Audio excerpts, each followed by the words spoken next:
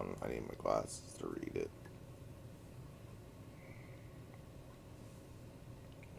Yeah.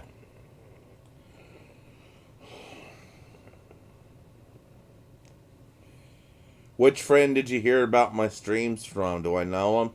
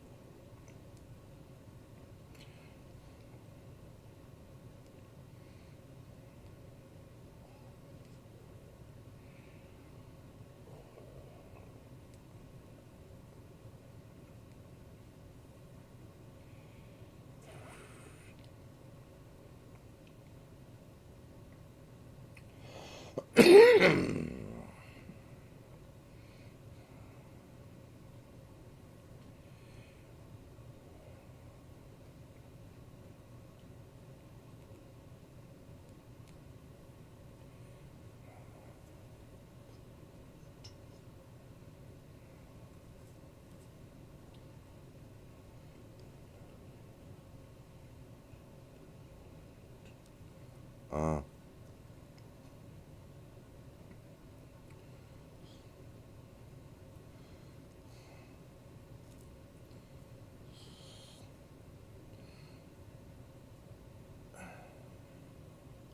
what's his name? I think he may have messaged me. He said he watched a lot but didn't say much.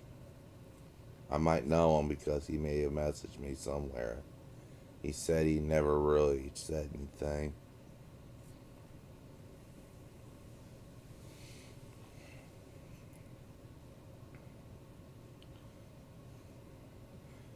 But he watched a while.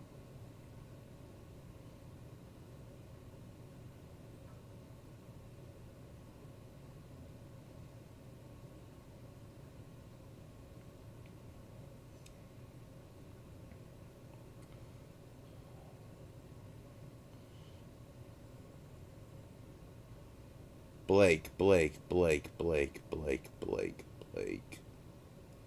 Huh. Alright.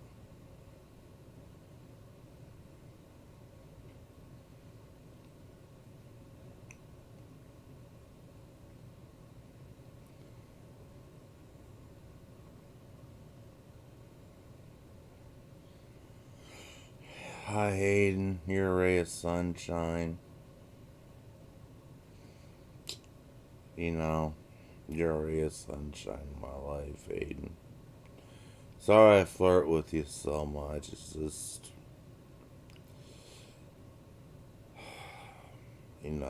gets lonely here and.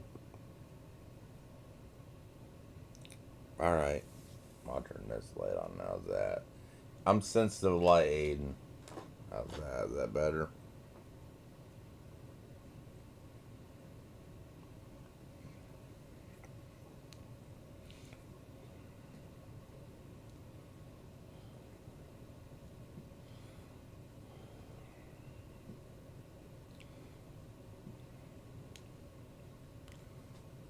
I just wish sometimes, and it's not really a sexual thing because, like, I have potency problems. It's a matter of safety. Because, you get like me, you don't have potency. It's more like a safety thing. I guess people don't understand schizophrenics.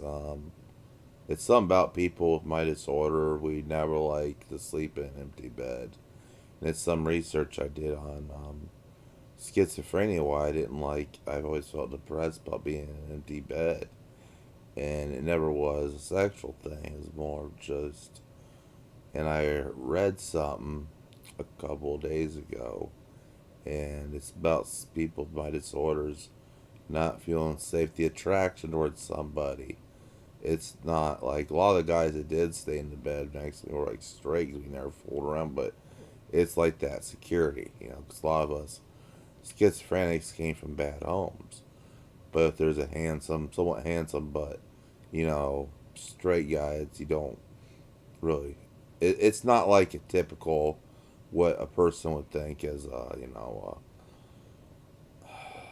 It's hard to describe because everyone puts the concept in the whole rainbow thing. No, I just feel safe around certain guys, and that's why a lot of straight guys would pretty much back in the day share a bed with me because they knew a lot of them I felt safe around, and that was it. It was a matter guys I thought were there's a handsome I like that I just feel safe around. You know what I mean? Handsome, kind of. It's not like a whole rainbow type thing. It's more of a sense of security. I guess people don't understand that we schizophrenic, that people with my disorder have been through a lot of harm. And we go through a lot of harm in our lives. I'm not going to go on those because those are all guys wanting sex.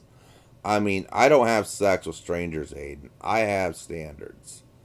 I don't go to like Grinder. I mean, I could never really fool around with anyone I met on Grinder. I tried it and it felt very uncomfortable with anonymous sex. I just feel uncomfortable. I mean, I do have a standard where it's not all about sex for me anymore. I mean, I can't even, what do you call it, function, due to my health. It's more about safety, and the last place you go to be safe is a place like Grinder, you know what I mean? I mean, God, no, I guess it's like I got to get to know someone, at least talk to them for a while. It's different. I've had experiences on Grinder, and I mean, well, I guess you guys like you who are, good conservative straight guys go like the really good dating apps that are meant for long term relationships. Grinder is mostly guys looking for a one night stand, and they're very picky. You don't know how negative the gay world is towards me. I've had more friends who are straight than I have had gay friends. I mean, there's a lot of stereotypes that I don't fit, so a lot of the gay world just totally ain't friendly to me. And when they were interested in me, like when I had and I still had a hard time. Even then, I just couldn't get along. It's something funny about me. I just hang out and chill with straight guys, and we just chill and throw back a few beers better than I could with a gay guy. Like my experience at the gay bar, they were kind to me, but still, fully gay guys I can never really get close to. I don't know. Maybe it's because I'm more masculine. I have a lot of traits about me. I've been, it's just maybe I grew up in a time where my background and stuff is just more. I don't know. It's just that I guess I was brought up in a position where men had to be fighters no matter what. You took on that role model. You took on that position where that I never fit in the LGBTQ mafia. Not mafia, but rainbow because I could not it's hard to explain when you don't fit in. You being a straight guy, I guess it's hard to understand when you're like being gay, but don't fit in with the rainbow. That's why I had a lot more straight friends and gay people. Fellow gay people couldn't stand me because I had that same personality as a straight guy. I mean, I could totally be romantic with a woman. Well, a lot of women just really, in my younger days, really liked being around me because I would wine and dine them. And then, like, a lot of them were surprised why I wouldn't want anything back. The old tricky in the bed one, I couldn't, I really wasn't, into women sexually. So I just, like at school dances, back when I was in high school, I lived in one of the high schools I went to was in a very conservative Catholic town, which is really no longer really conservative. But back then, you didn't have any gays weren't popular in the school, but now they did. Now I read an article in the paper in that town online, and pretty much if you're not, some sort of rainbow, they exclude you to school. So the opposite where I went, but I could fit right in because I believe women were to be treated with respect, and I kind of with that attitude. And if you understand what's like in the gay world, there's kind of like a conflict between men and women. It's kind of like there's the women who are the women hanging around the gay guys, but they're more the women who are antisocial around other women. It's a very complicated world. But me, the straight women and the straight guys loved it when I danced with their girlfriends at school because I was quite the gentleman. A lot of females liked me because I didn't expect to get nookie when I would actually be a gentleman and help them out. Like my friend Becca, I mean, I just took her and helped her out with all my heart. And she always wondered why I never won nookie. Hey, bro. And she wondered why I never won nookie. I mean, and true, I just had a sense where women are. I guess I'm old fashioned, so I believe like women are not objects, you know. And I just can't consider another male as an object, as being brought up in a way they treat women. I couldn't hold another male as an object. And that's why I guess Grinder's not a place for me because everyone's just an object to everyone else on that site. On those apps, everyone's just an object. Everyone's just an object to squeeze one off. It's not like they're either totally ugly pigs or just totally snobbish. I guess if you hate and if you're not that way, it's hard to understand. I'm trying to explain it to you. Those apps aren't like the heterosexual apps. I wish there were apps like that for gaming, where you go to a real good place like Match or Weber, or back in the day they had eHarmony, and you could find the women that you went through a bunch of steps, and maybe that's how you found your girlfriend, now your fiance, because you go a lot of steps through compatibility.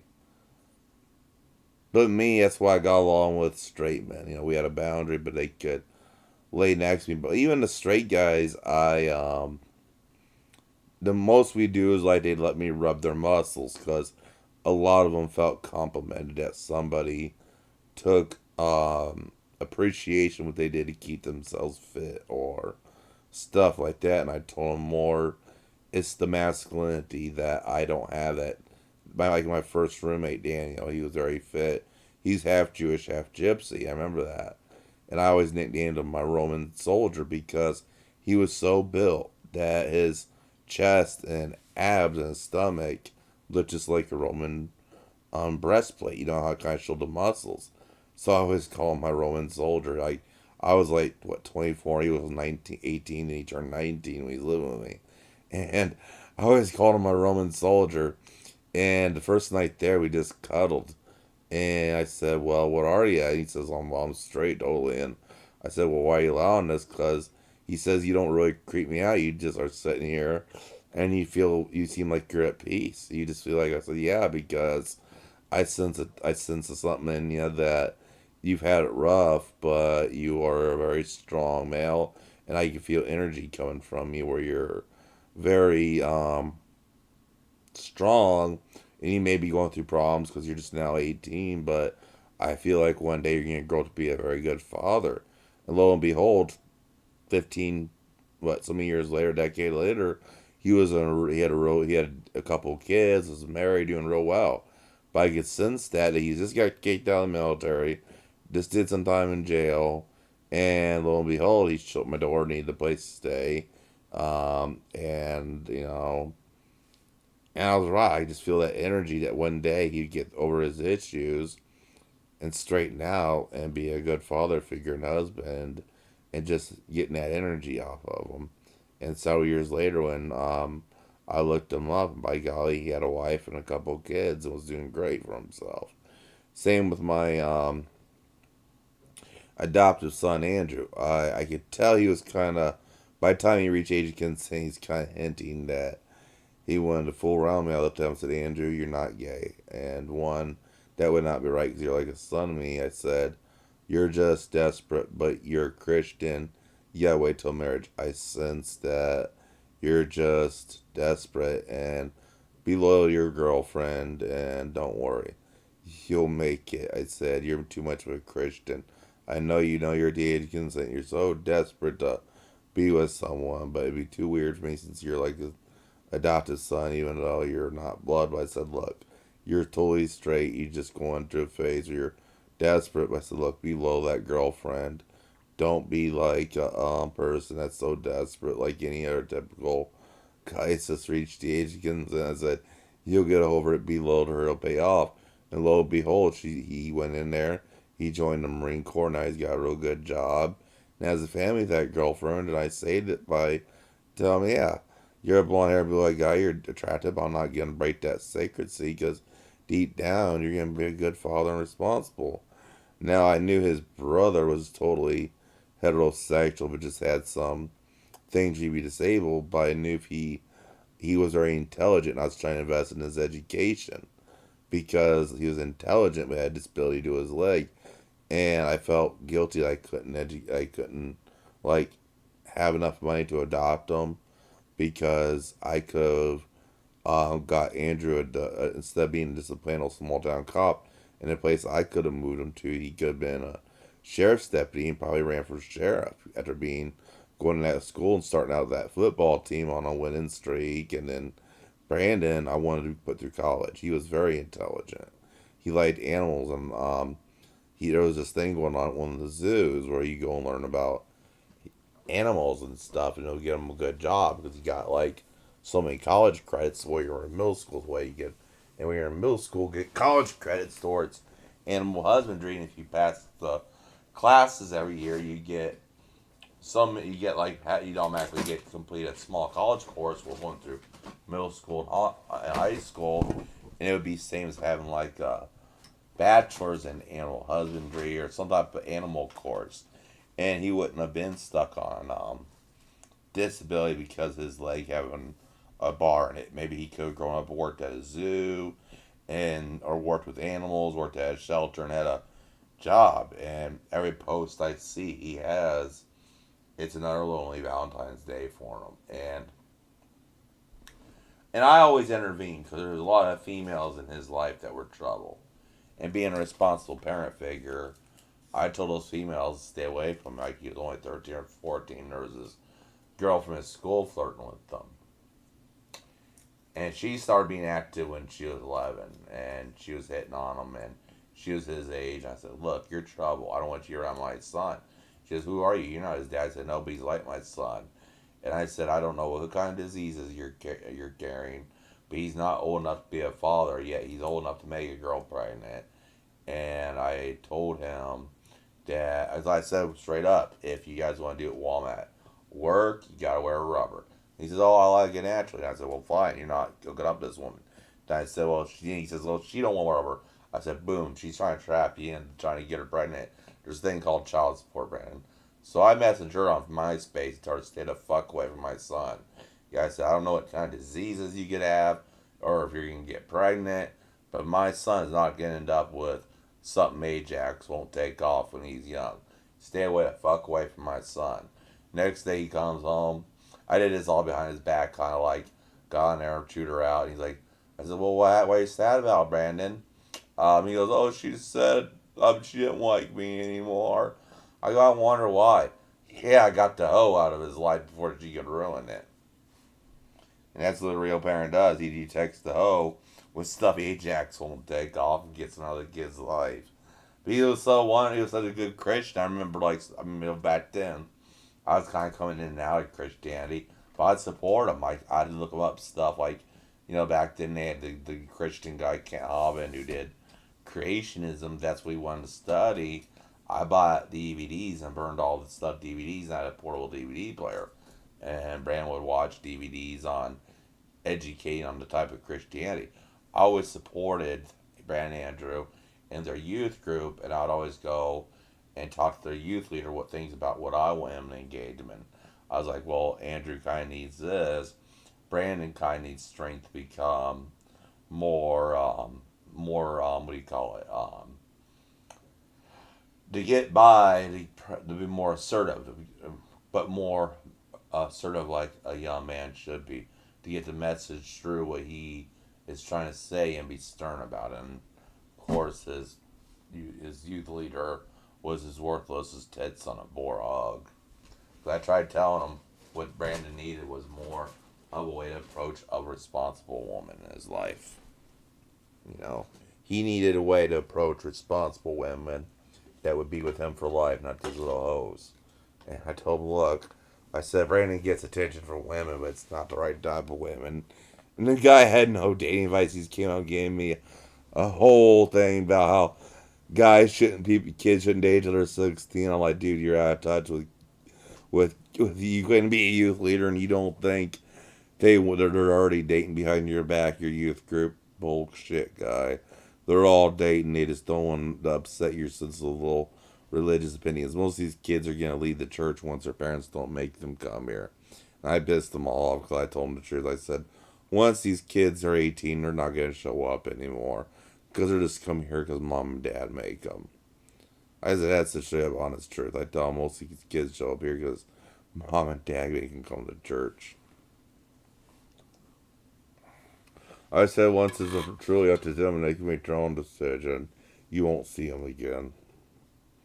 He goes, oh yeah. I said, I know with kids. It happened with our generation. I keep a little few older than me. He's like Generation X, not as Generation Millennial. I said, look, half the guys that were in my youth group in the 90s, in the late 90s are gone now. I mean, they're in their 20s and some of them stayed in church, but a lot of them are dropping like flies out of the church. And I was right. Most of the guys that were religious back when I was a kid left, you know. Or a lot of them were showing signs of leaving. They weren't interested. Like, we would just say, I mean, I went to a Pentecostal youth group, like, in our, because usual age for youth group is like, 14, right, high school to college. And we just sit out there and I'd be 18, I wanted to be a few years around my age, and we'd sit out in a pickup truck before they took me home. We'd just sit and smoke. We had one heavy set kid that said he was bisexual and freely discussed how he really felt outside of a youth group, and we were cool with it. I mean, we weren't the type of judgmental Christians. Like us in youth group, the kid who didn't fit in at school or in church could freely discuss his sexuality, and we would give him no judgment. In fact, I told him that, hey, you should move to Evansville when you turn 18 because you're a little heavy set, and black guys like that. I said, really, you don't want to fit in and have all the guy friends you like, because you're heavy set. Go out and find yourself a black guy, man. They love the heavier set guys, the gay black guys. So I said, go hook up with a black guy. He'll take good care of you. They like the larger, the little chunkier white guys. So I said, yeah, you need to move to Evansville or something when you turn 18. You'll have a real nice black boyfriend. He says, really? Yeah. I said, really, this is a real homophobic town. So back then, Jasper's homophobic. I'd say, you talk to us all you want because we don't give two shits. We don't judge. But I'd keep it quiet at school and stuff. And it's when you turn 18, head for like a place like Evansville. I just told him the truth. I said, hey, head for Evansville when you're 18 and you'll have all the guys you want. Be here. I mean, there's a lot of guys who are closeted or just don't like that idea. It's dangerous. It's back like in the year 2000. I said in Jasper, it's just dangerous to bring that up. Nowadays, he would fit right in Jasper. I mean, but back in 2000, that was taboo to be gay and youth. But I think we all fit together because we all knew each other were either gay or bisexual. But we just didn't say nothing. That chubby, that overweight 14-year-old was the only one that had a pair of balls, say how he felt. But the way we would kind of, smile at each other, or one of the blonde guy, especially at school, right? When we'd show up for school day, he would just start blushing. But I guess since we met at church, we had enough morals not to really say it because we had a sense of respect for holy ground. We're sitting out. We just got out of church. We had a sense of respect.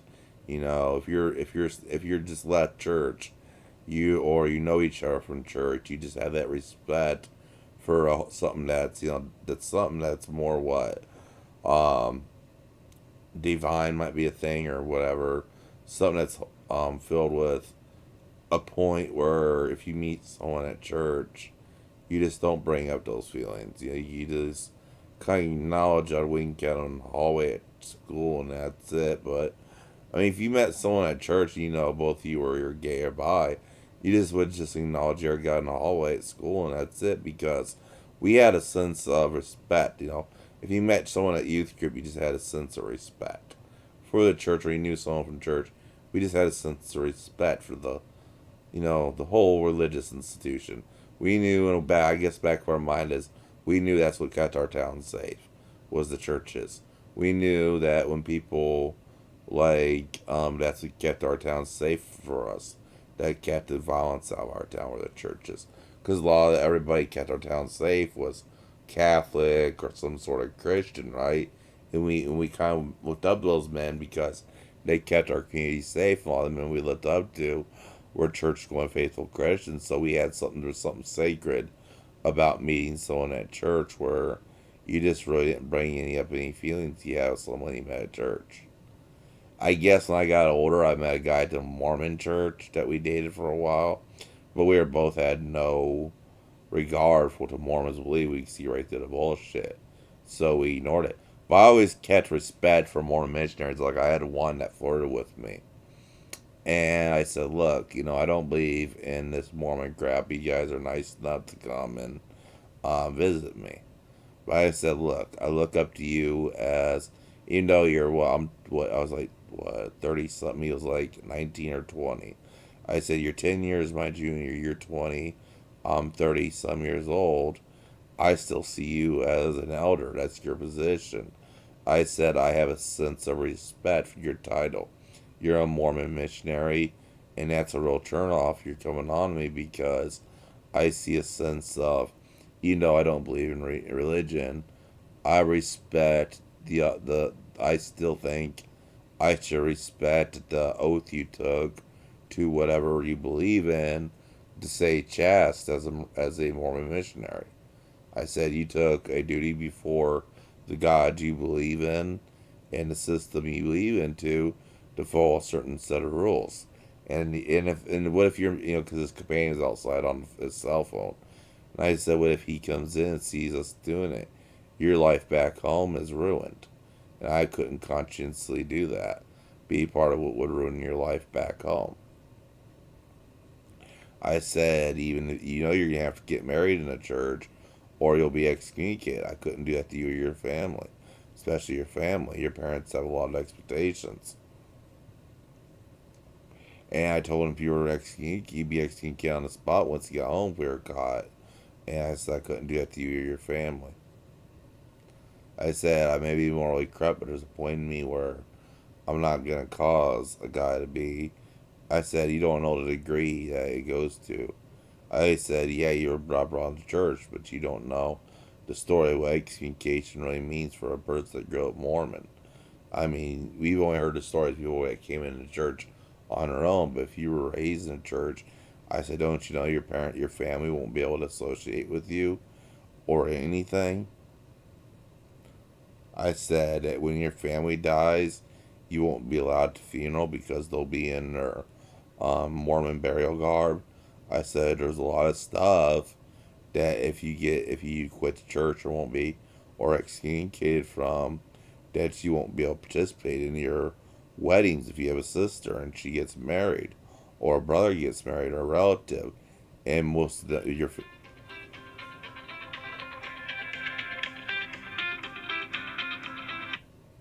And I said most of your family's gonna be have Mormon temple marriages, and I said you won't be able to participate. I said I can't do that to you. Lust comes is after the fact that you can't have a point where you're gonna ruin someone's life because especially if it's a religious background because of fulfilling lust. So I turned off that part of my brain that would make me attract anyone that holds religious office. I said, look, now if it's just a random guy in bad at church, sure. It's just if we just think the religion's a bullshit. But someone that holds an office like elder like you do, and you have so much invested in your life, it's all you ever knew. I have respect. And that goes back to my roommate Daniel, right? it's a heterosexual thing that I felt like strength, like Aiden. I feel strength around you because I know you're gonna be a strong male figure in your life. You're gonna be that person that would be there to protect, or and I feel safety around guys like you, but random gay guys I don't, because it's like I guess random stuff. You don't. I mean, for you guys like you, Aiden, it's like those sites are for the typical heterosexual marriage where most gay men are just end up quick. There's a far more degree of one night stands. Why do you think monkeypox is right like you just say? Now, why do you think AIDS spread like it did amongst the gay community, but it didn't the heterosexual community because of the promiscuity? I remember back in San Francisco back in the 80s, it was very clear, even the progressive, very progressive liberal health commissioner back in the early 80s wanted to close down the bathhouses because that was like a breeding ground for AIDS out in San Francisco, like in the mid 80s. And everyone was so promiscuous that it wouldn't register that this would save their lives because the bathhouses were a breeding ground for this new disease, this new virus, this new killer virus. But when you have the continued lust of wanting random meetups and it sets in, it's like a drug. And I guess that's why I lost interest in most sexual encounters because it's a drug. And if you don't totally resign from it, it's like a dopamine hit. I mean, even porn or anything is like a dopamine hit. You need more and more and more of it. And that's why I try to control it. It's not a religious status or a moral status. It's just like a dopamine hit. It's like a drug. And there's fact that if you watch too much of that stuff, that it can affect your brain. It's like a dopamine hit, and it does affect someone like a drug addict. It's like it has the same effect on your brain. Porn addiction or anything affects your brain just like drugs do. It affects that same region of the brain. And yeah, a good adult movie is good when you need to have a little time to, let's say, have a that release, but you shouldn't really unless you're working. I try to look at it as art. That's how I keep from getting to it, looking at lust. Like a lot of times I'll see like a male like you, Aiden, as a piece of art. If there is, I know I believe in a creator. I'm like you, Hayden. I don't believe in a necessary God because I can't find myself. I'm being rejected a lot by Catholics. But I try to fall into that because I wanted to belong to something and realize I can't. But acknowledge the universe has to have some type of creator. Whatever it is, I don't know. I just can't pinpoint what put life here. If it's extraterrestrials or what. Oh, I'll talk to you, bro, yo. I'm talking everyone in general. I'm just talking everyone in general in chat, bro, yo. I have 5 people in here, so I'm kind of keeping the conversation broad. I'll have another cigarette for you, bro, yo. I'm sorry, I can keep the conversation broad and do what I do on Twitch and just keep it like a broad conversation.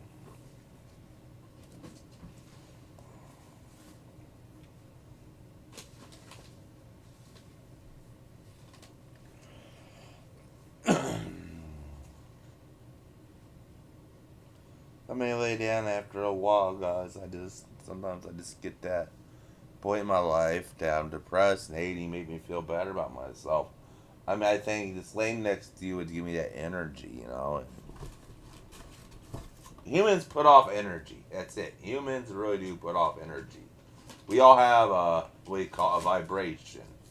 It's a vibration of living matter puts off a vibration. And I guess if you really study how matter makes up matter, especially out of living things, it puts off like a frequency. And I think a guy like you would put off the frequency. Humans are made. That's what matter is frequency, especially living matter. It puts off a frequency, and that's where we feel warmer, not safe around people. It's a frequency, and I can tell by your personality you put off a good frequency. That's different than what you say would be someone you feel lost with a frequency that you feel I feel safe or whatever, more comforted, and that's why I see in you. Other guys I feel lust, but use more of a frequency that I'd feel, just you'll fall asleep. Kind of like when someone has that special teddy bear when they're younger. I mean, I don't know. It's just like that whole thing. I guess some humans put off a frequency, and that's why I had a lot more straight person people that were willing to lay in the same bed with me because they knew it was all about feeling safe. It was not about lust. It's more about feeling safe. I'm just gonna take my glasses off and relax. I just gotta, guys. I wear out easily and I don't feel good.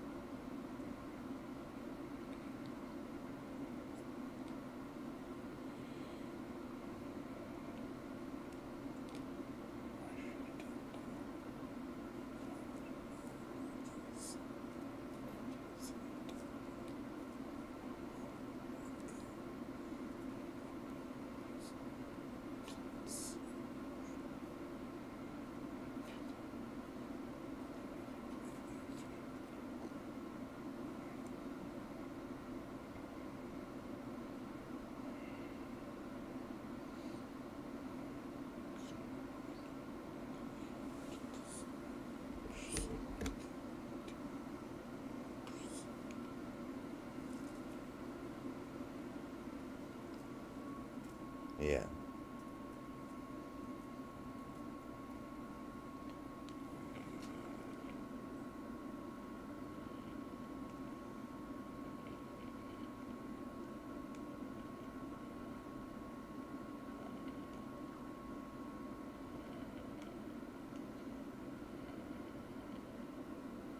No, my cleaning lady, my caretaker, my cleaning lady's cleaning the other room.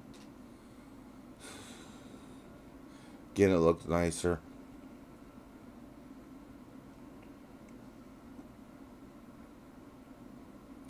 Hayden, you still in here?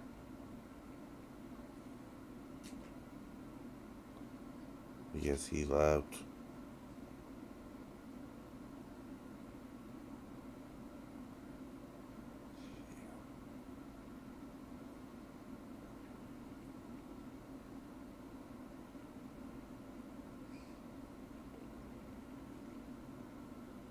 Yeah, I think so.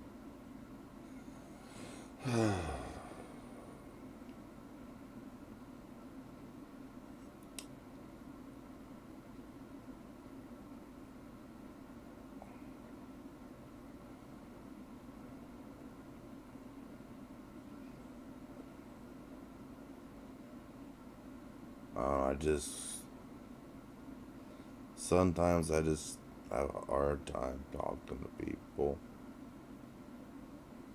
I'll probably lose my internet soon, so I'm gonna call take care of Dad real quick and tell her to try and turn off my internet.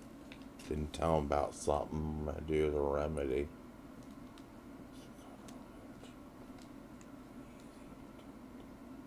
Watch this. This will get him to do something.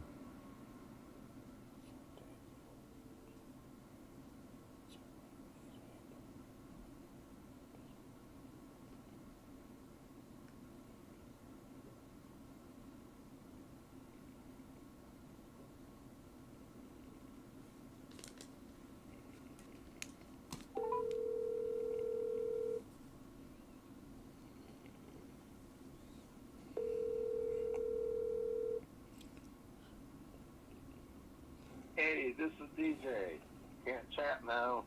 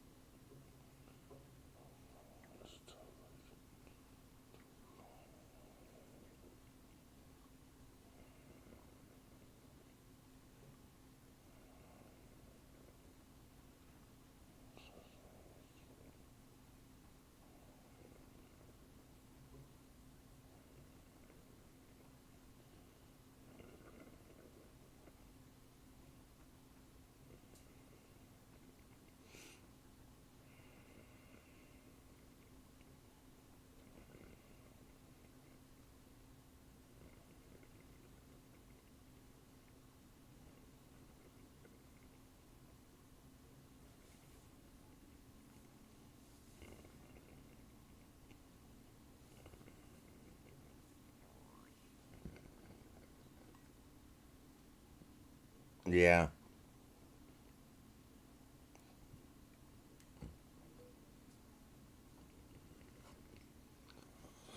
I just think certain people just don't give a fuck about me.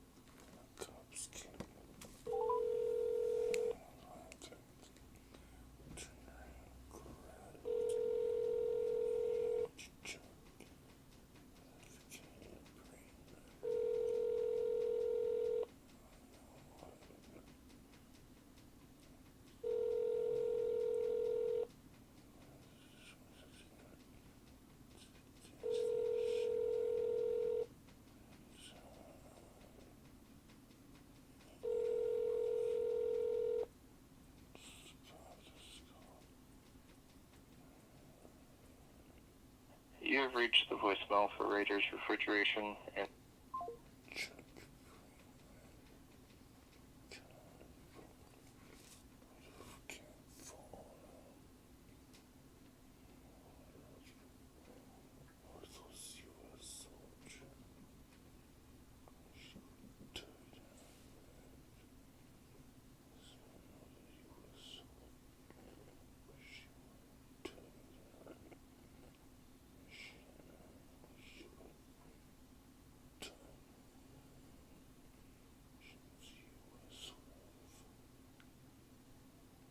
Watch this.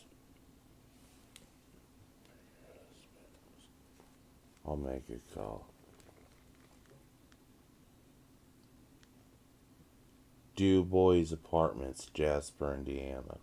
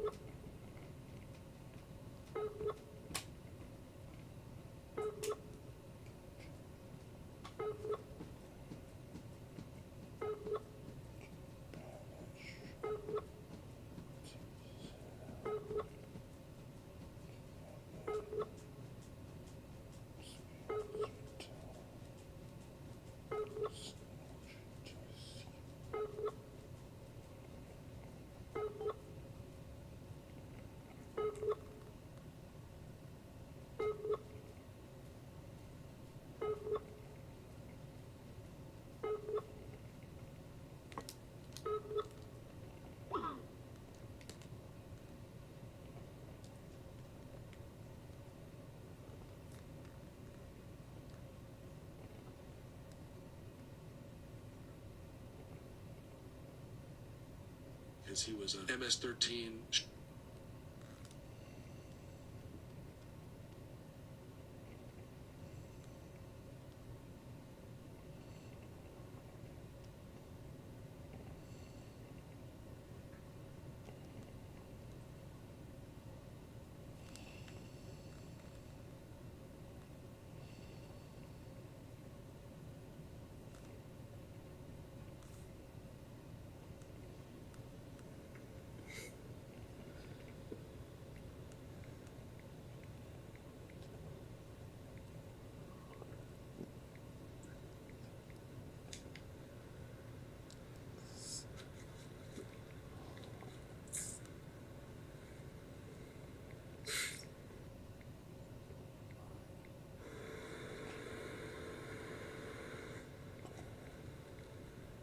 Must have been a delayed case. Only love can hide like this. Only love can hide like this. Did you my beautiful Alexander, my dear dream?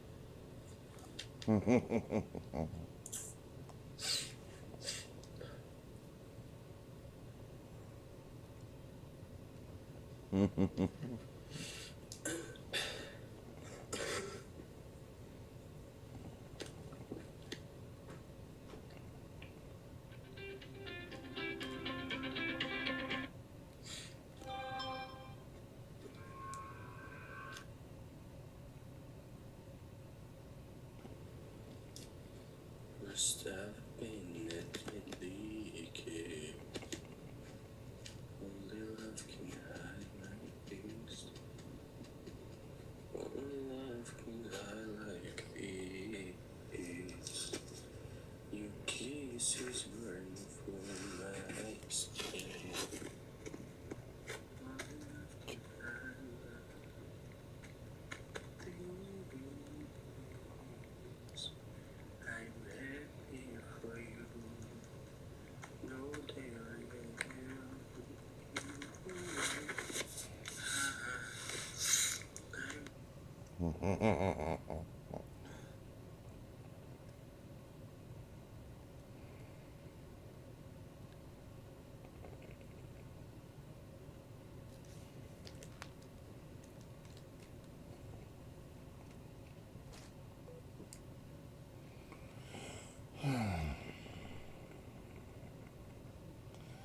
You know, you just feel sometimes people are calling you. You know,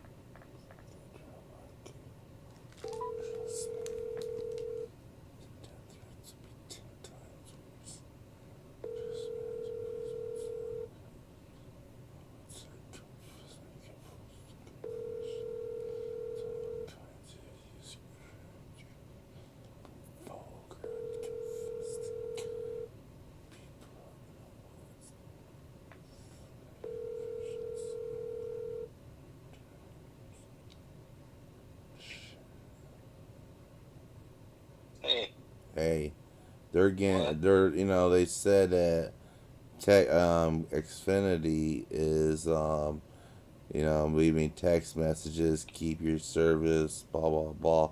Well, if they shut me off, I'll throw a death threat to them just like I did with the other cable company. But this time, when the police come, I will make these maybe fake confessions of all kinds of crimes I committed throughout the state of Indiana and Florida. Like I said, when I was 10 years old, the reason I hung out around the woods behind the cemetery was it was a great place to dump a body. And I knew kids that claimed to be foster children were great targets because they thought to be runaways. And there's many bodies I started dumping out there around the age of 9. I'd take them out there and I'd hammer it, I'd beat up, bludgeoned them to death. And I said I at least have 20 victims buried What are you out there. talking like that for, Josh? Because I just go for the death penalty. I had nothing to lose. Then I would start finding everyone in our old neighborhood in Florida's address and look for the name of their kids and send obscene pictures and materials to them. Well, hey, I'm sleeping, Josh. Josh? I'm here. I I'm should going do back that. to I have sleep. our old dress. I should just start sending Josh? unmarked envelopes full of obscene Josh? materials to that person. Josh? What? I'm going back to sleep. Well, if you don't take care of it, I got our old address in Florida. I'll just start random sending them pictures of random obscene materials to that Josh, person. stop. Stop. You can't stop me from mailing random obscene materials to that person. Okay.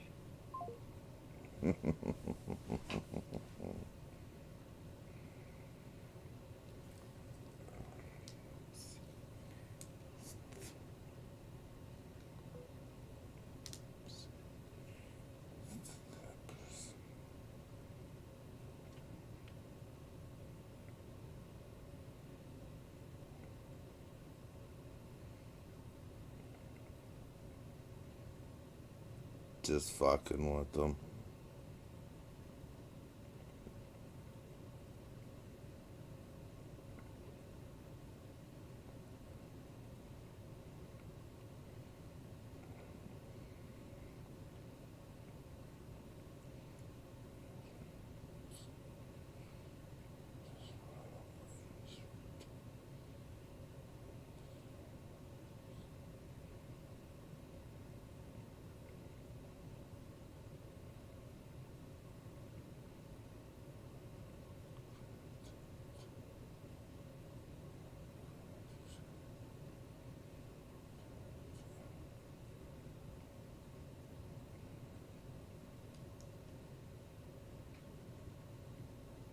I know.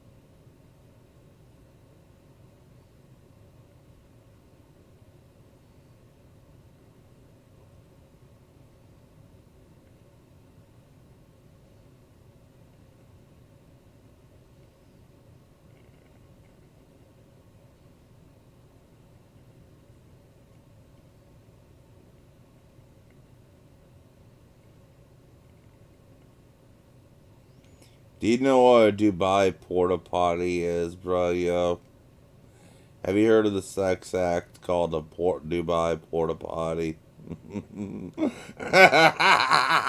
Have you heard of the Dubai porta potty? It's a thing that rich men do in Dubai. Have you heard of it? The Dubai porta potty. It's a sex that days men in Dubai. They're mostly Westerners. I mean, this Middle Eastern guy, you can get it. Why he said men in Dubai wouldn't do it, but he don't understand. There's a lot of Westerners. Yeah, I mean, cause this one guy, right? He's Muslim, and this person said about Dubai porta potty. And he said stuff like, man, he was totally pissed off. You don't understand. There's a lot of Westerners that own property in UAE, and there's a lot of these Germans and these Westerners. What's called the Dubai porta potty, but what this guy don't understand, there's a lot of Westerners that get women. Of course, a proper Muslim man wouldn't do this, but a lot of the Western men would literally hire prostitutes, fly these beautiful women, like do Jerry Epstein type shit sometimes, like little girls, like young as toddlers or whatever age they prefer. Because these rich men can get anything they want, and that's why guys like Epstein make a bunch of money. So some of them get infants and toddler girls, whatever they want, right? And the Dubai porta potty is take these females, right, and they would literally have this chamber where they'd stick the petite woman or kid and take a shit over them and drink a bunch of laxatives and shit. And they literally put the female of any age they want inside these little chambers, right? And the men would take turns shitting all over them. And that's called the Dubai porta potty. I think they literally rent a porta potty, have a special porta potty device built, and females of any age group. I mean, these guys are real fucking perverts, these rich guys. So sometimes they get real young females, and like Jeffrey Epstein shit, and they'd stick them down in the chamber of the porta potty, and every wealthy man at the party would take a turn releasing his bowels over these females. And it's a love act, it's a sex act called the Dubai porta potty. It's an ad called, because a lot of the Germans have properties in Dubai, well in the middle of nowhere in the UAE in the desert, have this love act they do with these pretty, if a young girl wants to be an actress, like maybe the Olsen twins, when they were real little, their parents had to send them to Dubai, like when they were real little girls, and have these fucking old men shit all over. I can see it, man. I can see what the Olsen twins, when they started Full House, and when they were practically toddlers, having to go through a Dubai porta potty just to get success. I mean, you had that weirdo, what was his name? The one that played the father, whatever his name, Bob Saget, talking about shit he did, bragging about the shit he did with the Olsen twins. Like he had his manager, the guy's on Larry David, manager on the show. He was Bob Saget's manager, and the shit they would say about Bob Saget, the Rose, it's full fucking shit. He said when Bob Saget and the two guys that played Uncle Jesse and the other uncle were there be filming, the only good part of it, there was 3 less pedophiles on the streets of LA. That's a joke that the manager would say.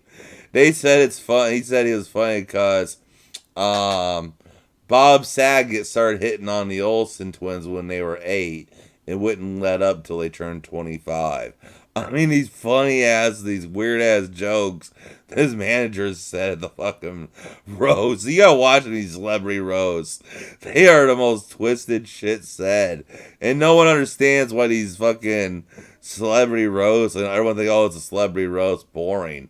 No, you watch these celebrity roasts, you want to hear some twisted fuck shit. You watch these celebrity roasts, the managers come out and open, right? And your common person thinks they're joking around, but really I can't go into what it is, but let's say there's a certain thing called humiliation. That's all I can say.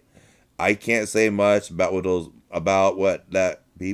those people, what it's all about, because of certain rules, but let's just say it's something about humiliation. That's all I can. So all that stuff is literally, man, maybe true. That's all I can say. I can't say whether it's true or not, but it's called humiliation. But I can't go into the code or why or nothing. All that stuff I have to keep hush hush about. But yeah, it's called humiliation. So it may or may not be true about what they said about Bob Saget or Uncle Jesse and the other uncle. When there was three less pedophiles on the streets of North Hollywood. Yeah, when they were filming. And the shit he would do with the baby dolls that posed as the Olsen twins when they were changing Michelle on the show and shit and the weird things you do with he was caught on camera doing with the because the show would be aired the whole filming would be shown where they had the kids and all the crew in school and would say he was doing some pretty freaky shit with the little baby doll looked just like the baby Michelle from the show. He was doing weird shit to it one time, and it started, flowing into the classroom because the kids sometimes had to get up and do their lines and shit. Now, like, you're the Olsen twins or kids that would show up in the show would be in the classroom where the crew members' kids went, and they had a lead reading the day to get up there and have their cue come out and do their act and go back to class. And so that's why they kept this filming screening. And one time I was screening to the classroom, and he started doing real fucked up shit with the baby doll. That was supposed to be the Olsen twin, one of the one who was playing Michelle that day.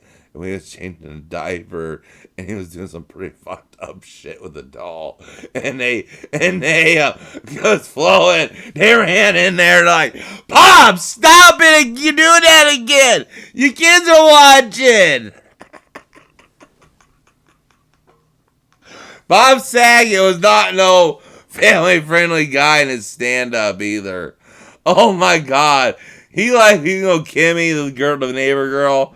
I remember watching this Bob Saget stand-up. He's like, dude, as soon as he's watching and there's like, dude, me, Uncle Jesse, and the other guy, all three of us were seeing who could fuck old Kimmy next door first.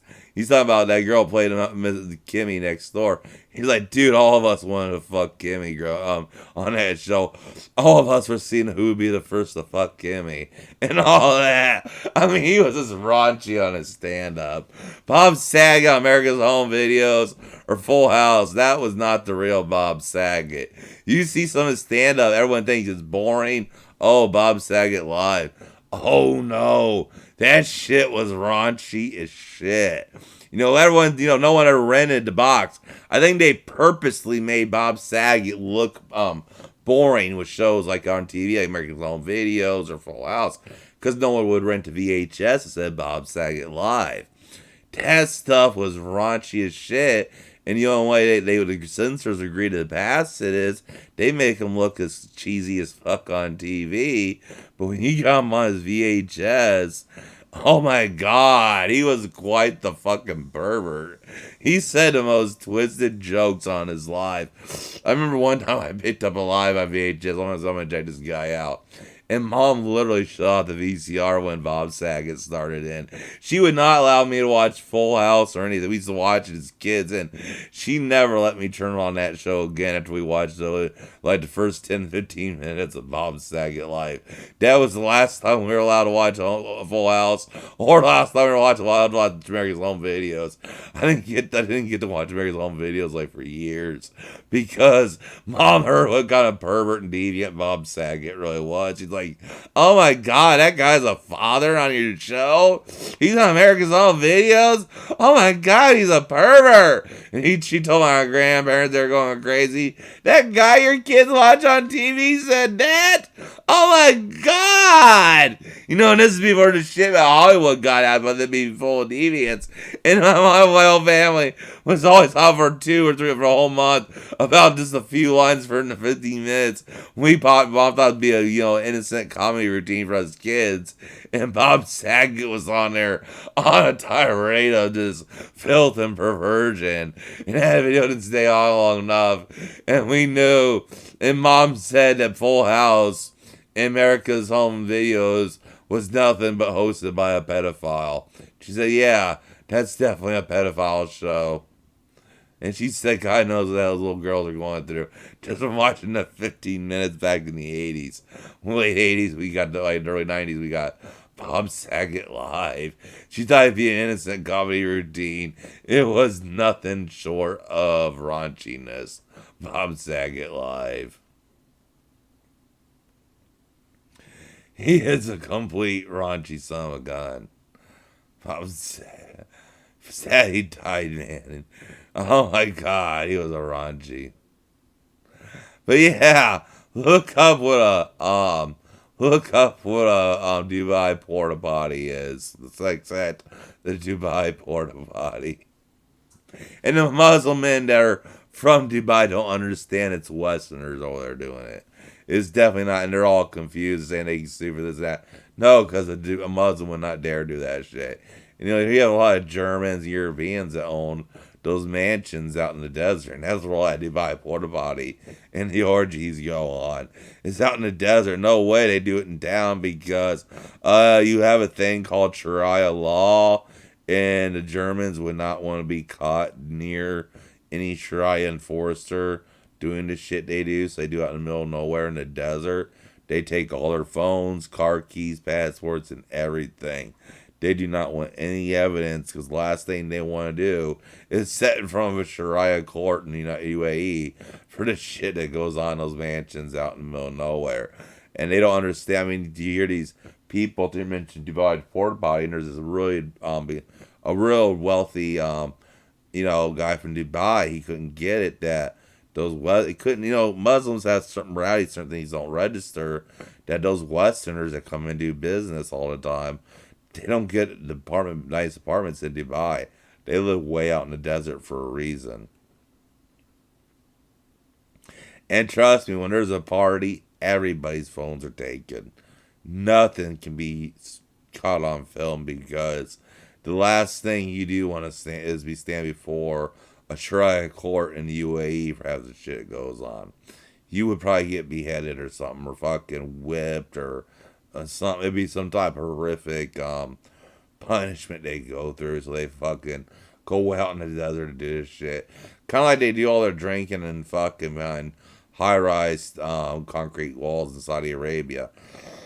The Westerners always do it, and they have a deal, the silent quiet deal with the Saudis. As long as it's above a big so many foot tall concrete wall, none of the residents see it. And it's only Westerners only. They can drink alcohol. The women can dress in bikinis, go topless, but it cannot be seen. It cannot be seen by any Saudi, and no Saudi residents allowed those parties. That's what the back when we were there in the '90s. That's what they did all those parties at in Saudi Arabia. We had a quiet agreement with the Saudi government that if you own a residence and you're doing things typical of the West, that you had to put so many feet concrete walls so it couldn't be seen by the Saudis. It's kind of like see no evil, hear no evil.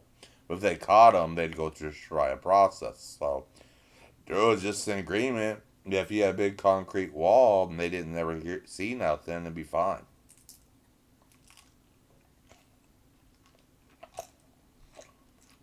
And the other deal was they couldn't catch them with the alcohol. They bring them if they got caught, they would be punished for it. So a lot of those guys brew their own wine. They had to brew their own wine on the property, have a property, and have a walled off area and secret area where they brew the wine. You don't want to get caught bringing alcohol in Saudi Arabia.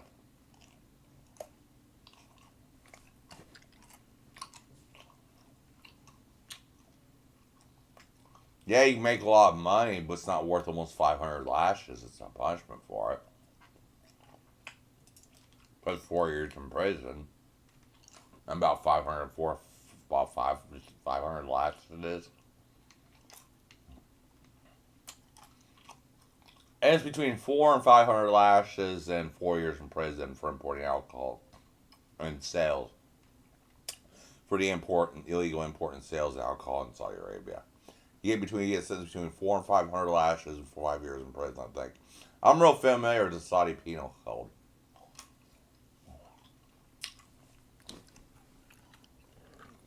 I always found trial law interesting to study. Maybe it's from morbid topics, but I found out I know American legal code. That's pretty confusing, but the Saudi or Sharia is pretty straightforward. Hey, don't do this or you get that. And that's what I like. I can be a Sharia judge really easily because it's a pretty simple law to study. You just know the Muslim beliefs, right? And what the do's and don'ts are. I mean, I could probably say be a Sharia judge or work in a Sharia court a lot better than I could American court. And the legal system in those Muslim countries is much easier to study.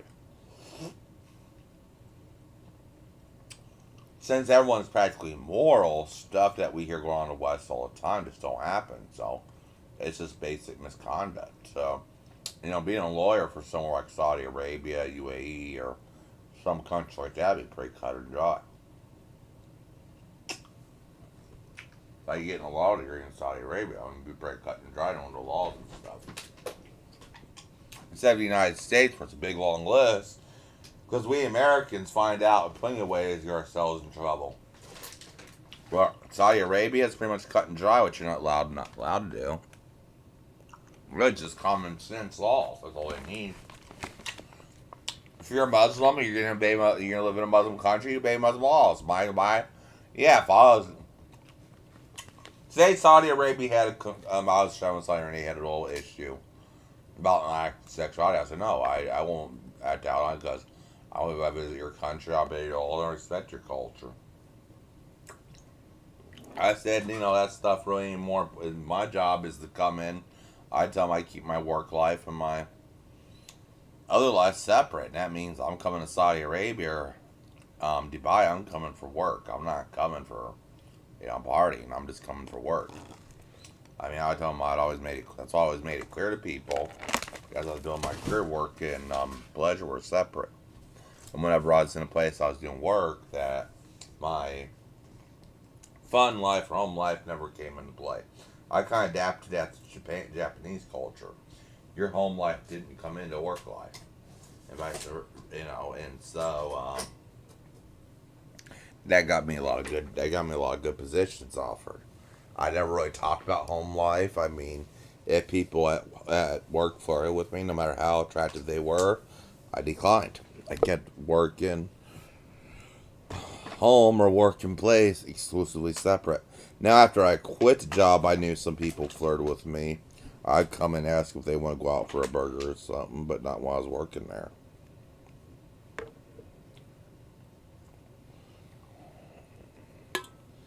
Jordan and Todd were kind of like these two. One was a junior in high school, one was a senior, right? No, what about one was 16 year, one was 17, and they kind of had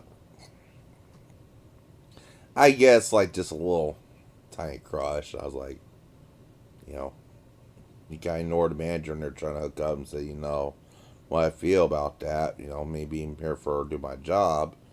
And I kind of laid the excuse of cradle rob, but 16's legal in Indiana. He knew I was bullshitting that just to keep my work and home life separate. But I did come up and ask him, hey, if it's true you guys like me, want to go out and I don't know, have a burger or something. But I did explain to him after I left the job that I can say that I have two foster kids at home and one your Todd's age, and that's why I didn't really wouldn't feel comfortable bringing you guys home because Andrew's Todd's age. It just wouldn't feel right with me. I mean, I said Todd's legal age and all that, but I want to be a good example of those two guys. Those two guys I'm raising. I said, yeah, and I just wouldn't look right on them. I don't even drink around them. And that's why I quit drinks. One time my friend brought some natural ice and I got drunk.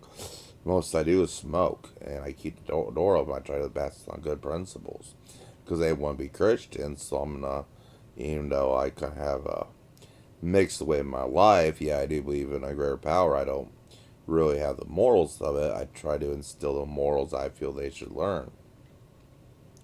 I want them to do better than I did. I want them to do better than my generation did. So I told them, or our generation, really, because we were pretty much millennials. I was close enough in age I could have been in their generation. And I said, I said us millennials need to pass on to this younger millennials that this is back like in 2007. I said, of a better way of living, better philosophy than what we're going through. I said, we're going to fail them if we don't. I said, there's much less of us stepping up to the position to be men.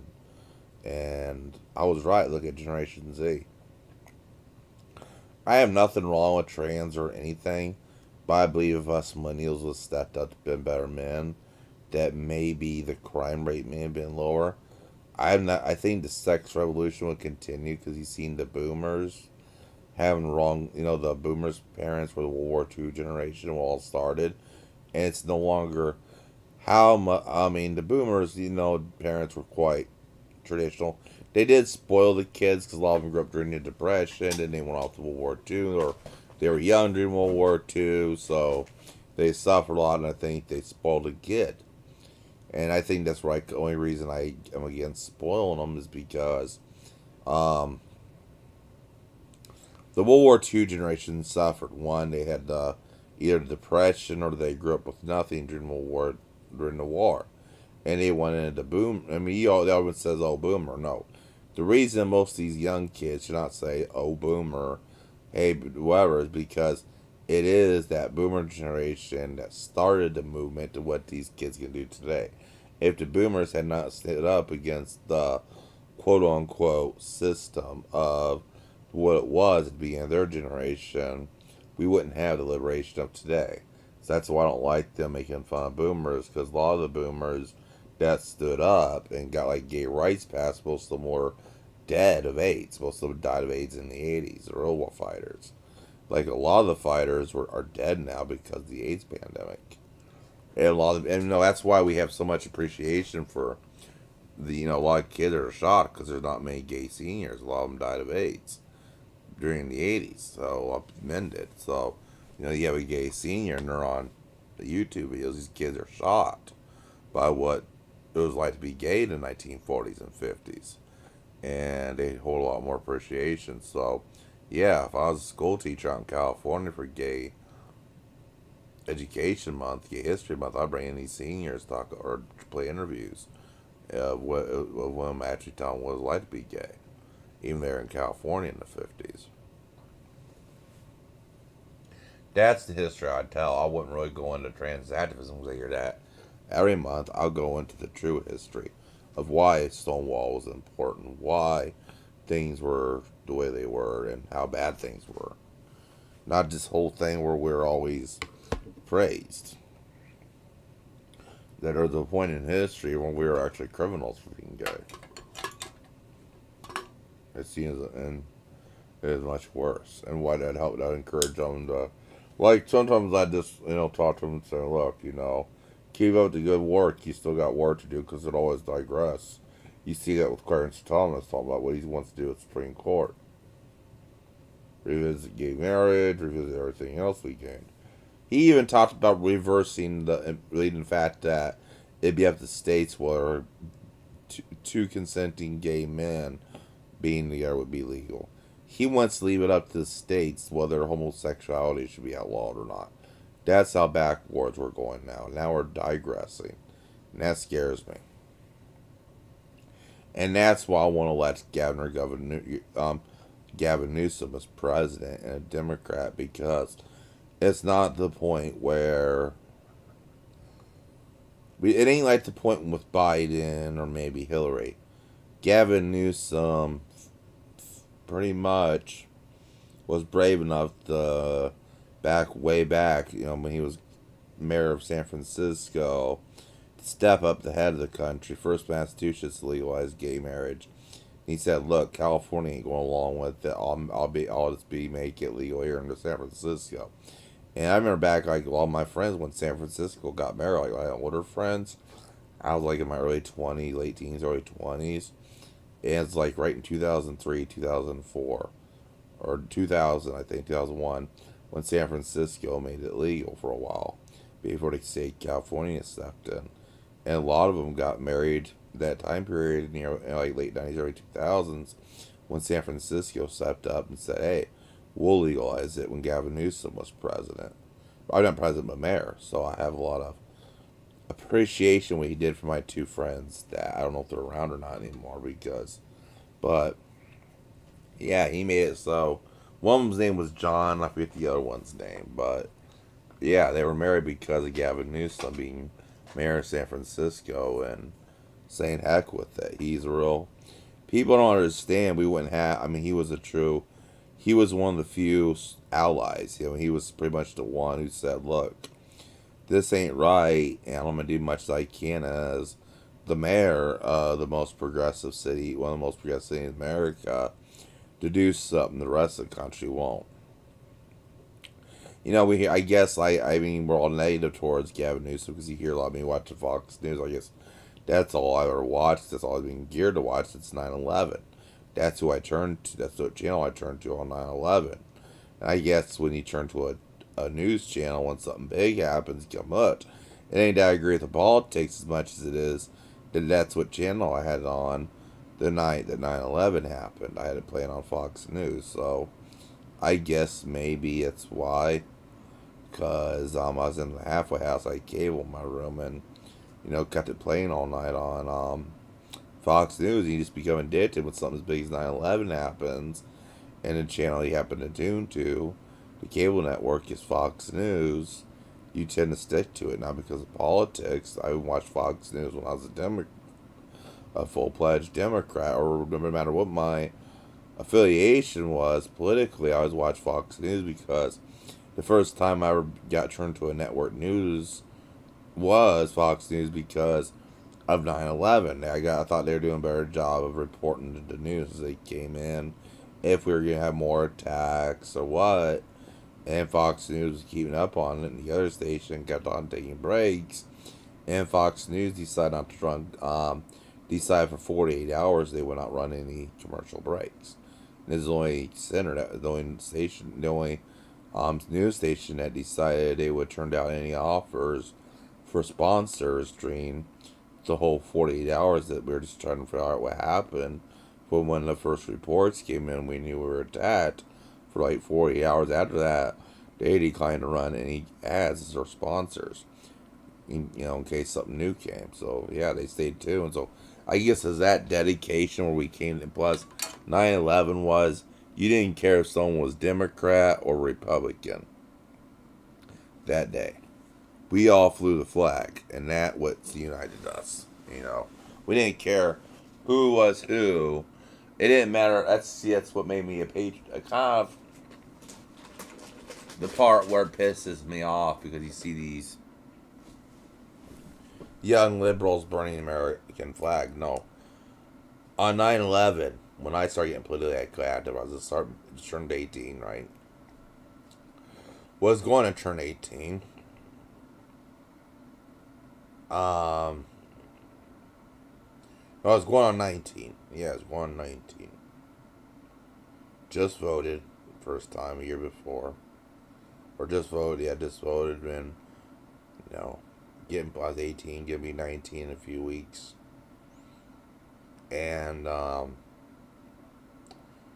guess I was, being kind of, back then during my Christian days, I was kind of, I wasn't sure what I was, conservative or liberal. It wasn't a thing for me.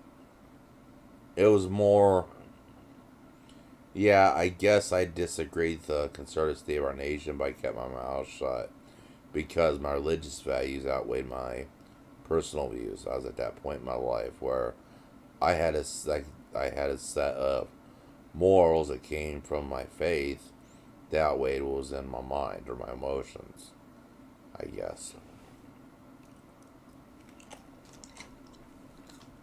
Or what really mattered me intimately or nothing, that faith came close to me to Tom.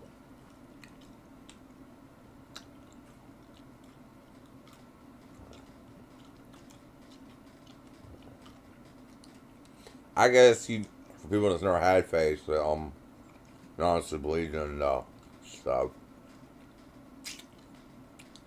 I can see why conservatives right now are forced not to be reckoned with, because we as liberals are stepping on something these people are literally worth to die for.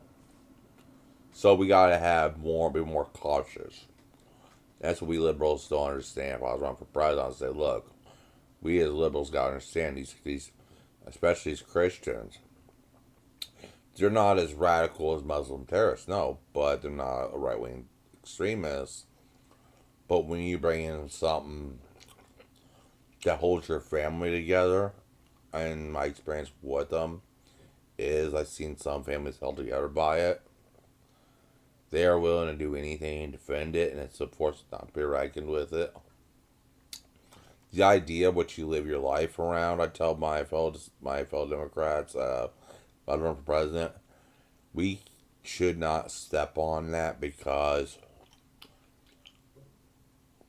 I personally tell my constituent people if I ran for president, I don't know what I believe in, but stepping on something as strong as what the American fundamentalist Christians believe in is a very deadly, is very dangerous thing to step on. And to some of us, yeah, it may come off as extremists. No, it's something that they hold dear. They're taught by their book, pretty much that martyr being a martyr. It's not like a Muslim martyr where they go and do horrible shit. That it's like something where they're willing to. It's very strong where that makes up the society they live in. It's like a community. It's like for most people, they have no family, no friends, but if a lot of churches will be their family, so yeah, it's a very close knit community. And I tell them we don't, because we don't have too many close knit communities as liberals. That's our downfall. I said we're not committed to have. That's our idea. We used to be open and be able to debate these people, and we did want. Well, I think that's what got Barack Obama elected. That's what got Clinton elected because we were willing to debate or just make jokes, but we weren't hardcore like the current Democrats. We were open to dialogue. We were open to let the fundamentalists say what they want to do. Appreciate their freedom of speech. Obama wasn't as aggressive towards freedom of speech as the newer Democrats. I mean, Democrats even really I consider Obama moderate. I would consider Joe Biden a moderate, but he's controlled by that of our party wants to that's not a true liberal. I don't consider majority of Democrats true liberals. Being a true liberal means you allow all freedom of speech, even people you may not agree with or not like. And that's it. That's being a true liberal. You're open for dialogue, and if you don't like what someone's saying, you tune them out. That's it. You can always turn it to, and now it's just not TV. We have a bunch of internet pages and YouTube channels. If you don't like it, don't subscribe, don't watch their videos. That's it. You go in and maybe try to respectfully, like I'm in a Catholic thread trying to be respectfully debate. I'm trying to get into that again, is debate with people. But I guess we're still separated. It's harder than it was back in the late 2000s, early 2010s. I may make that statement in my next debate because there's too much of a divide. That's hard to have dialogue from both sides because we've been so divided that, you know, I did that back. I tell them I did that back in the late 2000s, and there's more people open for debate because we weren't so divided by politics or spiritual beliefs.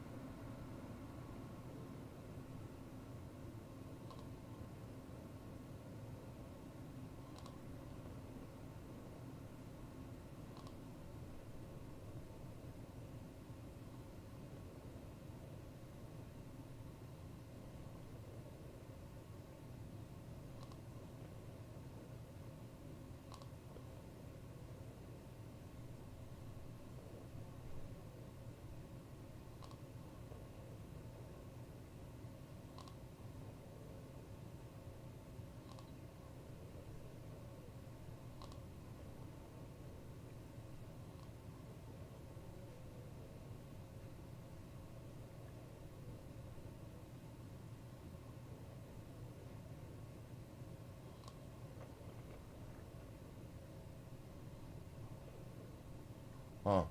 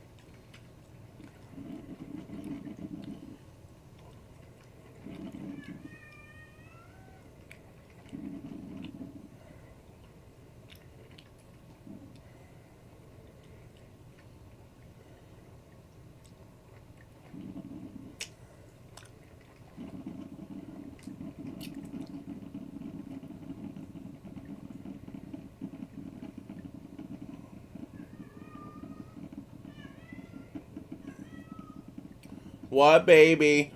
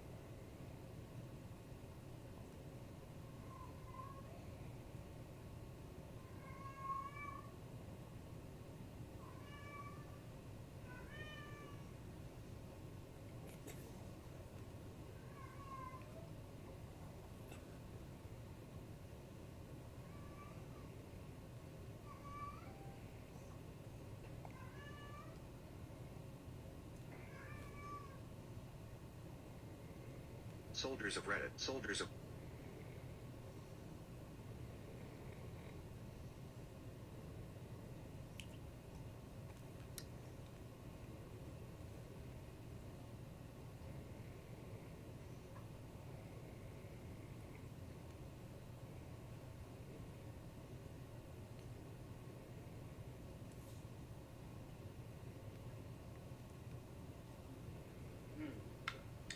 An apple a day keeps the doctor away.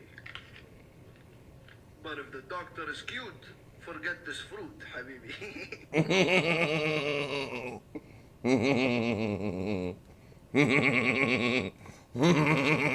I love the guys of Dubai. I could visit Dubai all the time.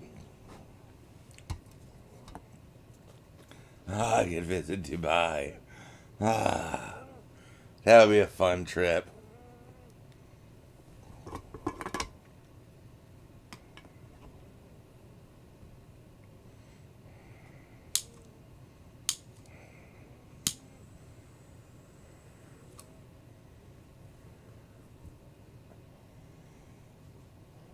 Hey.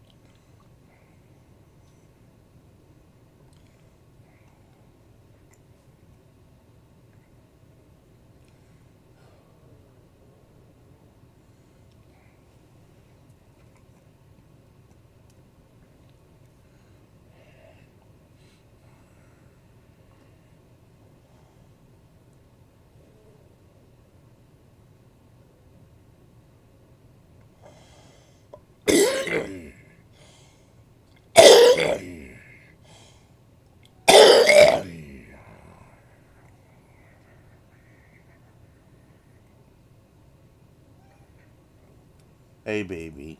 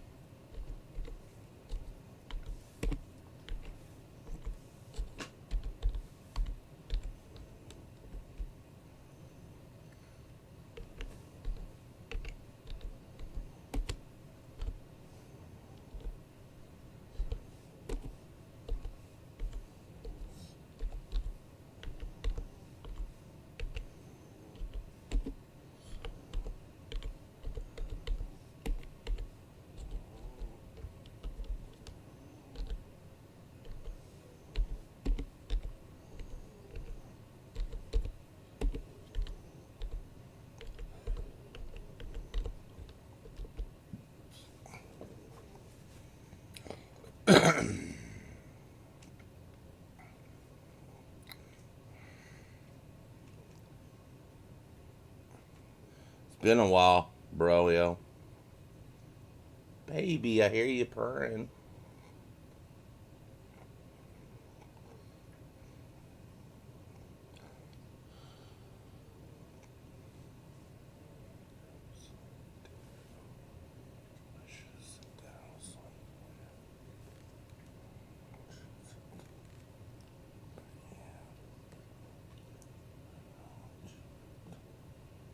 do you throw a punch? Very good question, my.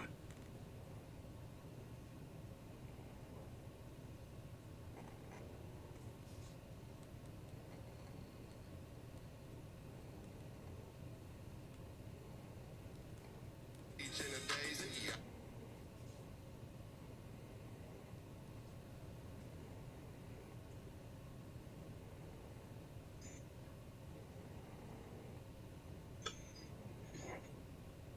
Hello, Kayla.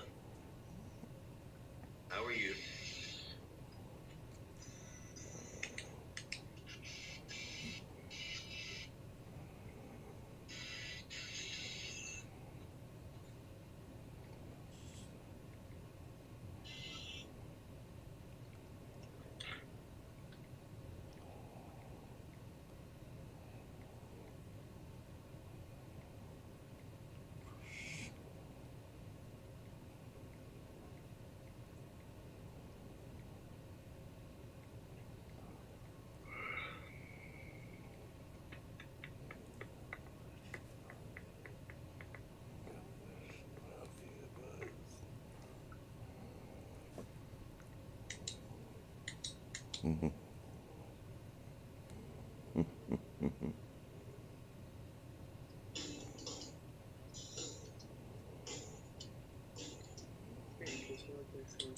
Доброй ночи. Доброй ночи, Алена.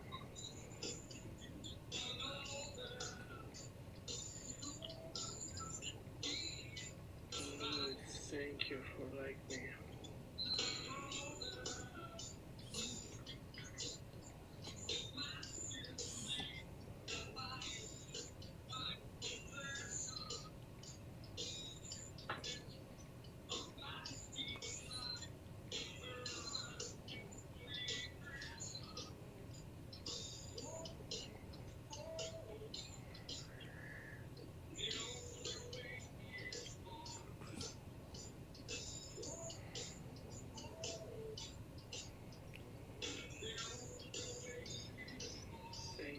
Thank you for like me, guys. Thank you.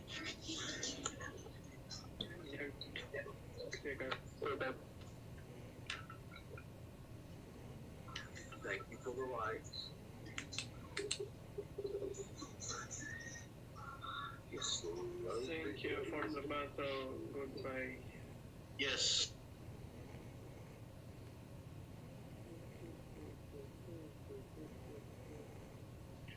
Дам Кирилл замешан.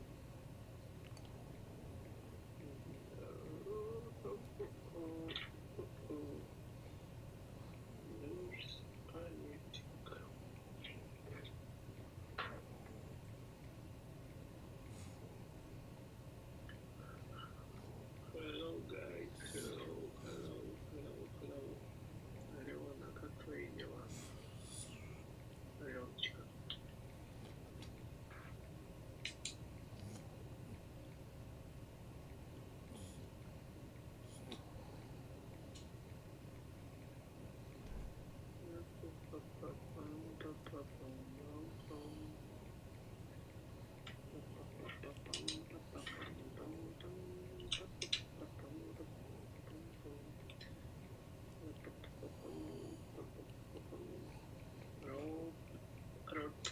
Да.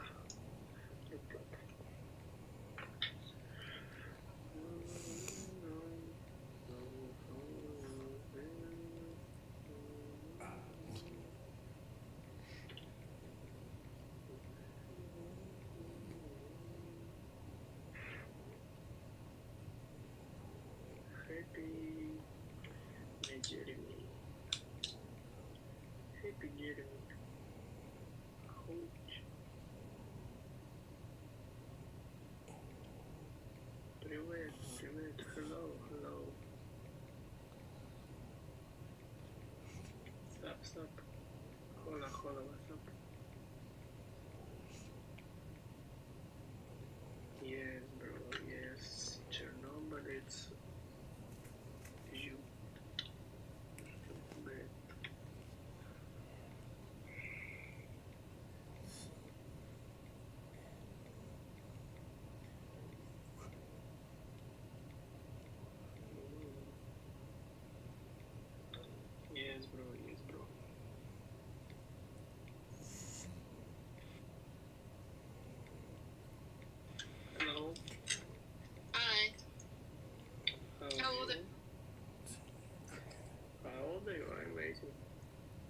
you want to battle?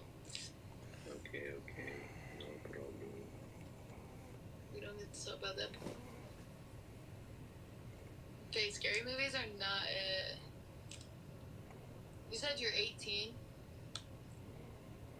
18? You're 18? Huh? You're 18? I'm 20. I was asking how old you said you were. So, do you have a lot of people in your life? Where are you from? I'm from Pennsylvania. Where are you from? I'm from Russia. From where? Russia. Oh, okay.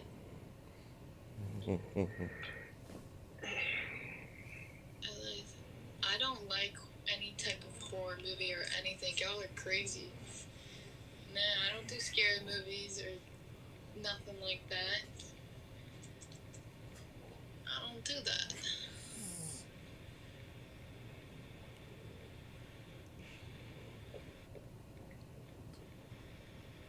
Yo.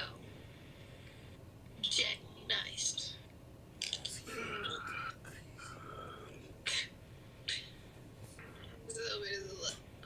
Guys, screen please, guys. What the fuck? Tap screen, y'all. Crazy. Tap, tap, tap.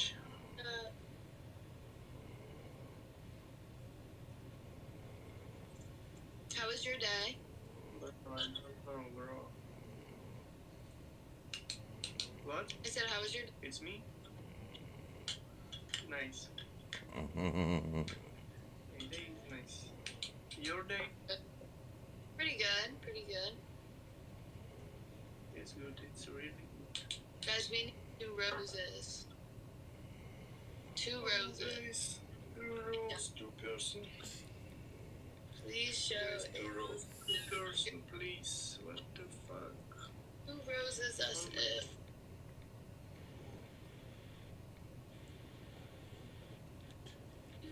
Guys, 2 rows. 2 rows, guys. We got 1 rose, 1 more rose, 1 more. Let's go, guys, 2 rows. Wow. But Thank you. You? ramen noodles. Dave, you are fucking funny. Y'all tap the screen. Let's try and get a win streak started. Let's try and get a win streak.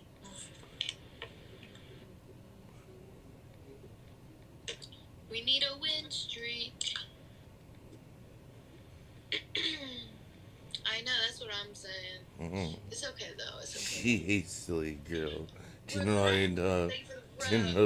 even did gobble, but Gobble put her in his hair and her. She hates silly Thank you for girl.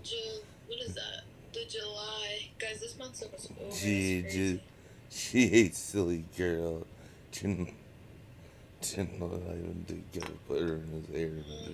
Okay. She hates silly girl. I appreciate the Julys from you, Jay. She hates silly girl. Don't you worry, don't you worry. Ow.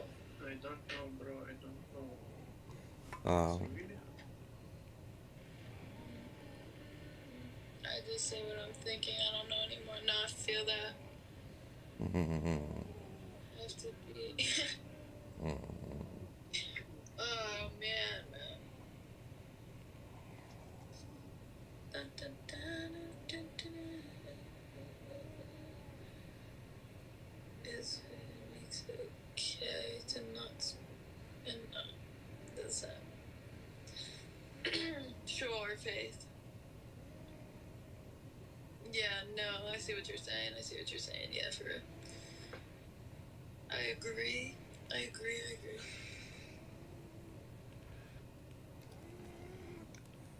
I'm back. Just keep them.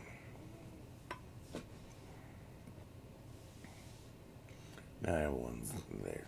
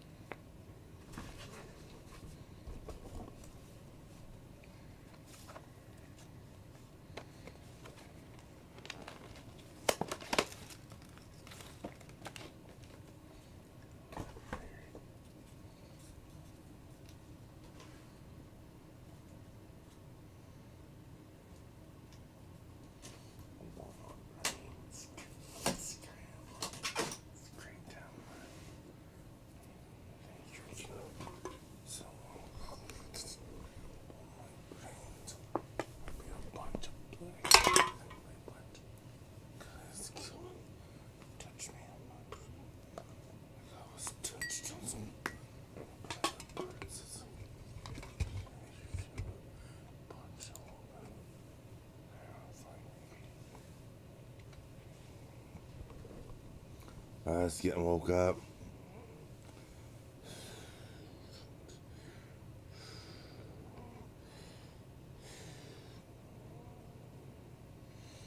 I just getting up.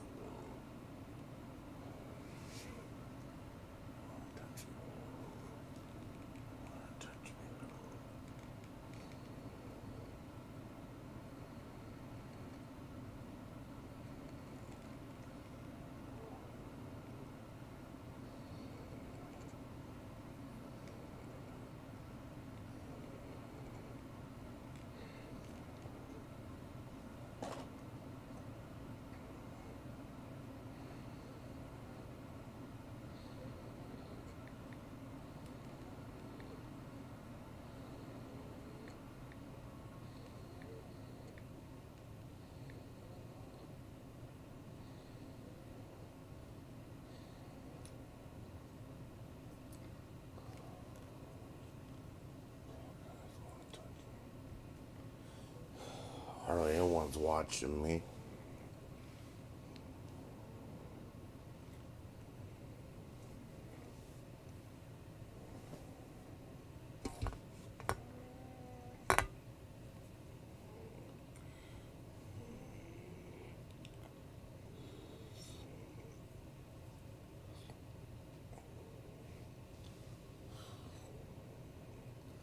Okay, I thought nobody was watching me. Just wanna.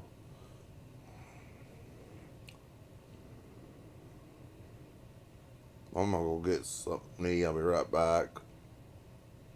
Once I get my coffee drink.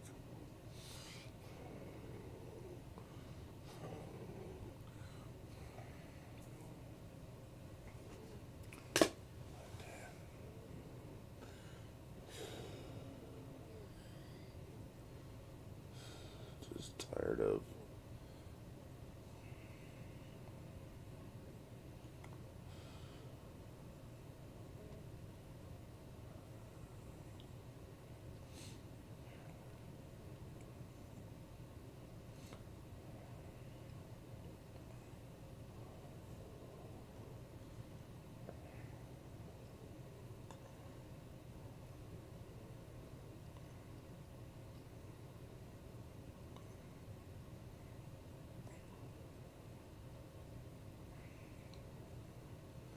I think a lot of people want to cook me and steam my flesh till it cracks off and turns so you can peel it off and eat my already cooked meat.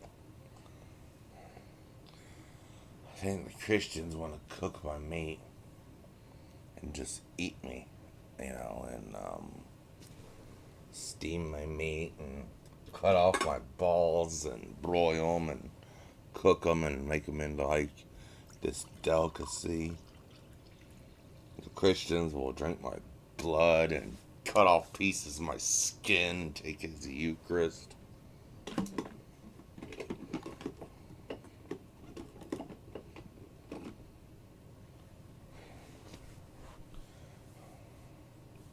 The Christians have always talked about ripping my limbs off and torturing me in front of the church.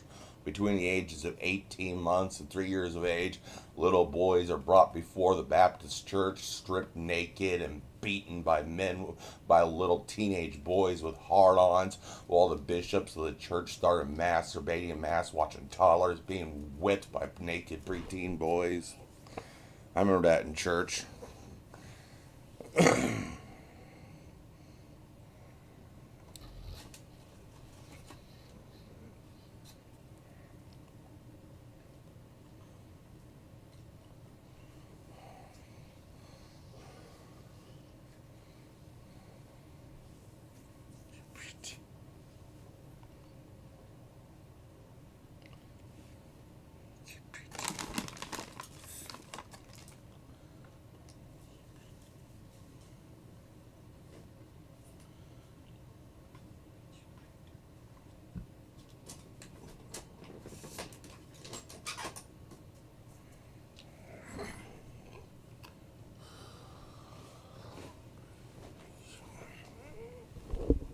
Just tired of people always alienating me.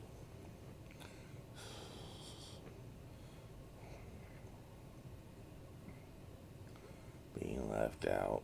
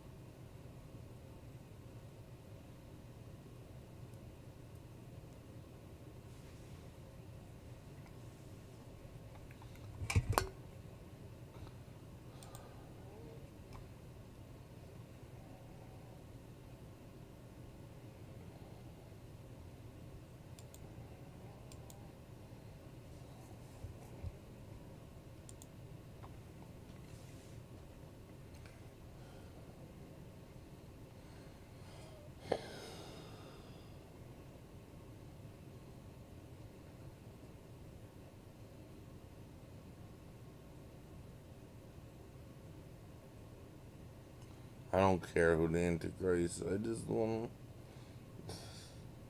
Sorry, guys. I just haven't had much of my coffee yet. It's just tired of people. Tired of just having overwhelming. You know, um,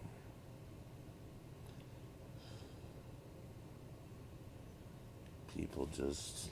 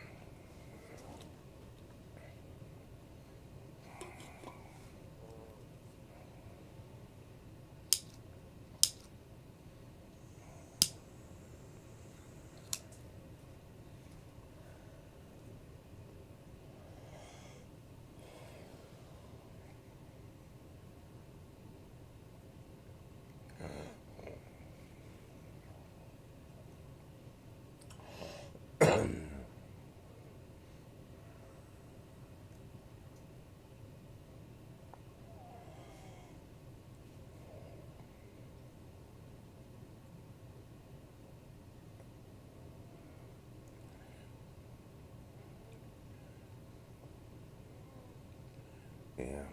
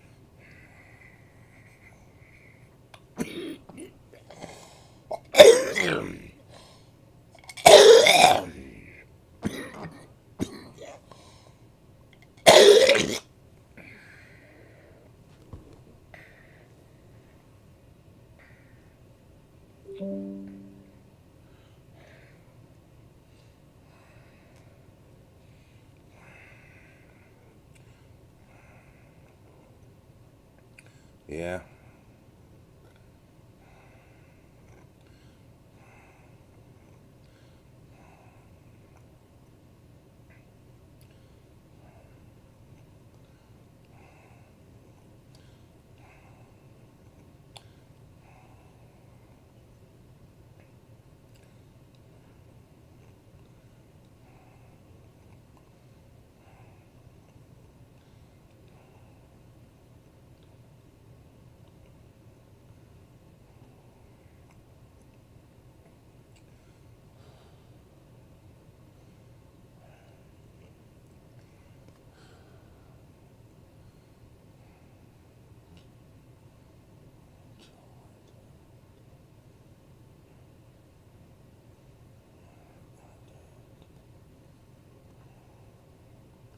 I'll be right back and we get something to eat. I'll probably log off for a while, watch some YouTube or something. Might make me feel better. I'll be back on later.